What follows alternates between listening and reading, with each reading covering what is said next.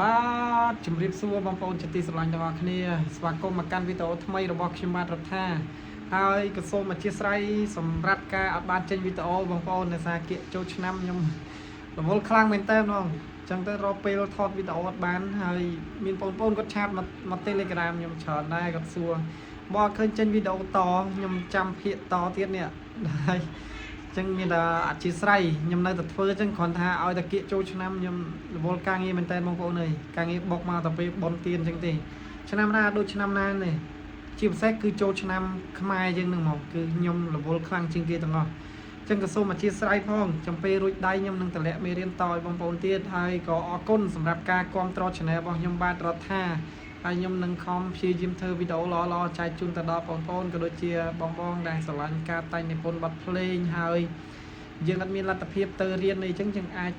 បងប្អូនអាចមើលនៅក្នុង Channel ខ្ញុំដើម្បីជាកន្លឹះក្នុងការជំនួយនៅចំណេះដឹងផ្នែកតែងនិពន្ធបទភ្លេង